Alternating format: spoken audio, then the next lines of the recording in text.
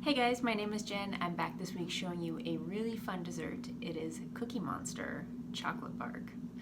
You'll need a few ingredients, and I'm going to be showing you 2 different ways for how to melt chocolate properly. Once you get the hang of it, you're going to be saying it's a piece of cake, or a piece of chocolate. Piece of bark?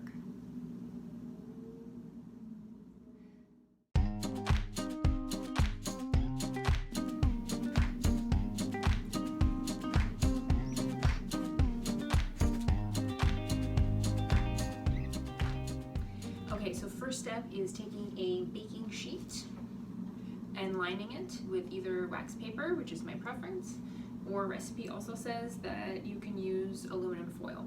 So I have 2 different types of chocolate here. 50% dark chocolate from my last baking video. Recipe calls for semi-sweet, so whichever one you have on hand, whichever one is your favorite. And I also have some white chocolate and some food dye. The recipe calls for blue candy melts, which I don't have, so I'm going to do a little experiment and see if I can create blue chocolate with white chocolate and some blue food dye. If it doesn't work out, you'll be the first to see it, okay? The other ingredients are very basic as well. We've got some regular chocolate chip cookies, and we've got some Oreo cookies. And how could it possibly be Cookie Monster bark without some eyeballs, right? So the first thing I'm going to show you is how to melt chocolate. So this is the first way that you can melt chocolate in a microwave, in your giant microwave. There are 2 things that chocolate does not like. The first one is it does not like a high heat. And the second thing is it does not like water. Water and chocolate do not go together. We'll get on that one a little bit later, but for now we're going to talk about the high heat.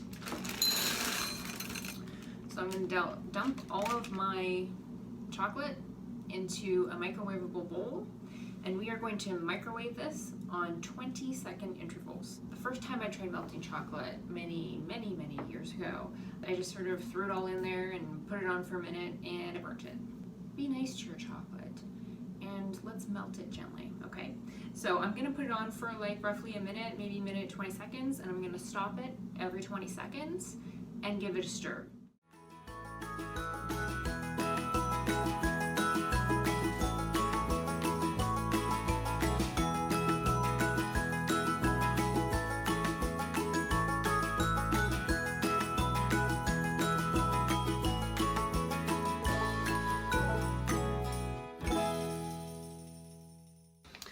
Alright, my chocolate's all nice and melted, and I'm going to work fairly quickly now because chocolate eventually does set back up. So you just want to make sure you're working with it while it's still melted. And the goal is to get this all in a nice thin layer. And why I wore a white shirt today for working with melted chocolate, I have no idea. Alright, that looks good to me. So recipe says to refrigerate it for 15 minutes. And while I do that, I'm going to move on to chopping up my cookies. So we kind of just want to prepare this stuff now because once we get onto the white chocolate layer, it's going to be quick moving for adding on the toppings because we want to add them on while the chocolate is still wet. And we want to do it before it sets. So you want to prepare all this stuff ahead of time. So I'm basically just taking some of the Oreos and I'm going to cut them up into half pieces. I feel like this is the time that you can really get creative with the size of the cookie chunks that you want to use. If you want to use these mini ones, you could leave like a few of them whole and do like some smaller chunks, some bigger chunks. Same with the chocolate chip cookies. If you have the mini chocolate chip cookies, do they still make those? The rainbow ones, like the rainbow chocolate chips? I don't know. I'm a little out of touch, okay? Are you happy? So the recipe is telling me to use a 1/4 cup. Well, we're a little over a 1/4 cup, but I'll just eat the rest. Moving on to chocolate chip cookies.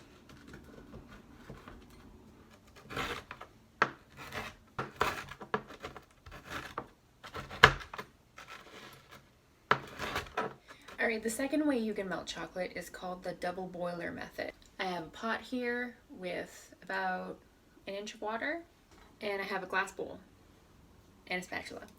I'm going to heat up the water. We don't want it boiling, we want it simmering. Remember when I said to you earlier that water and chocolate do not go together? It's because if water touches chocolate, the chocolate will seize. You won't be able to work with it, you won't be able to remelt it. It'll just sort of harden up and become a clump of sadness. I'm going to turn this on to like a medium low so that I get sort of a nice simmer happening. And the other thing is you don't want to add too much water. Like I said, just about an inch. You don't want your bowl to be submerged in water. You don't want the water to touch the bottom of the bowl at any point. Would help if we added our chocolate chips, right?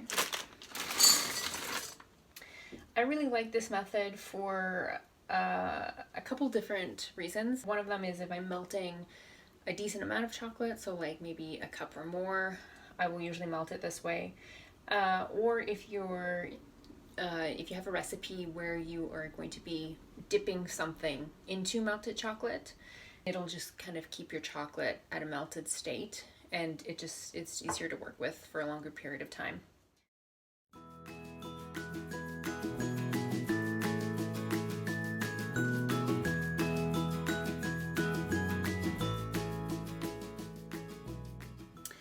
All right, so this is looking all melted and delicious.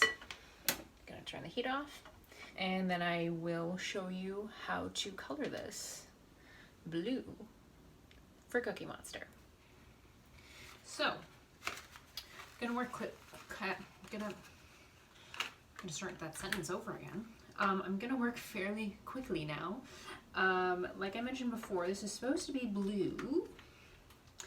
So I am going to basically do what I normally do when I'm coloring icing and just add a bunch of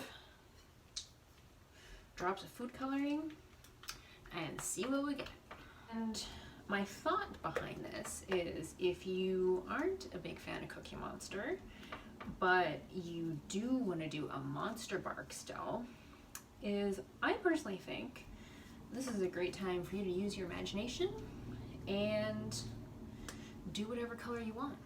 If you want to do a purple monster, I think that's cool. You would be mixing together blue and red to get purple. If you want to do green, do green. If you want to do orange, that would be fun. The ratio is just on the back of the box here too. It would be fun to do at Halloween too, to do maybe like a purple base and then do a little bit more chocolate as a drizzle, do like an orange drizzle. That would be cool. And then you could get experimental with the size of your eyeballs. If you can find different size eyeballs, you could do like one big one and then a couple little ones.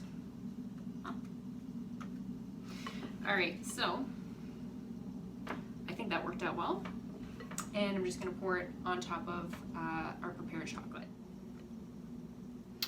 So this probably isn't the exact color blue that you're supposed to be using. Mine's a little bit of a lighter blue, but I think we get the idea. Yeah? I think so.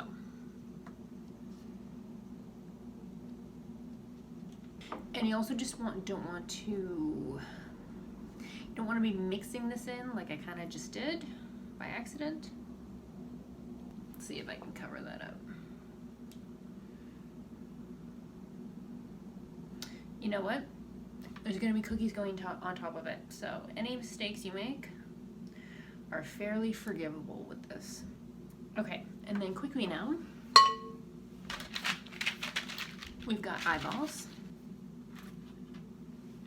I think some of these are gonna end up making a cross-eyed monster. Don't think the pupils have been positioned properly on all of these. That's okay though, that makes it fun. None of us are perfect. Some days I look in the mirror and I'm like, am I cross-eyed? I don't even know anymore. And now, it's cookie time.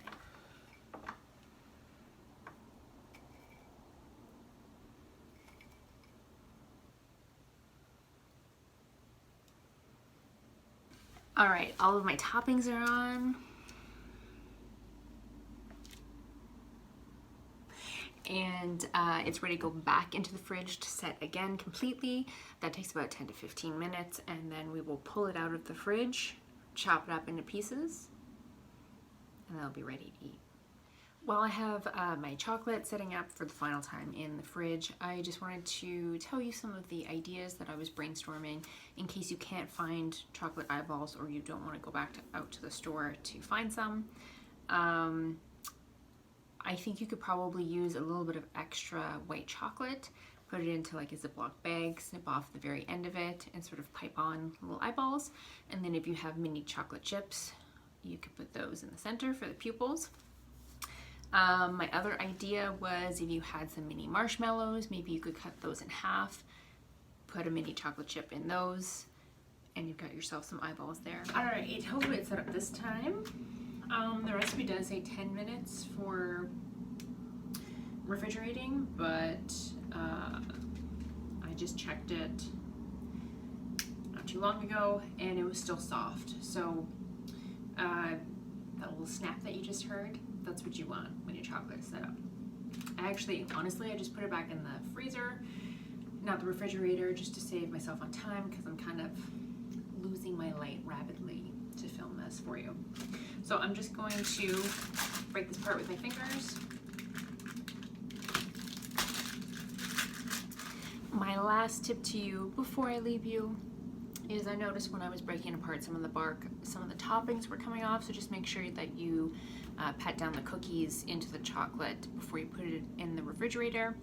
And I would also maybe mix like a couple in with the chocolate and then have like some on top for presentation.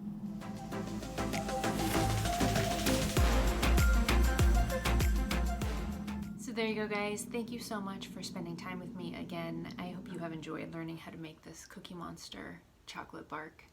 And just one more thing to do.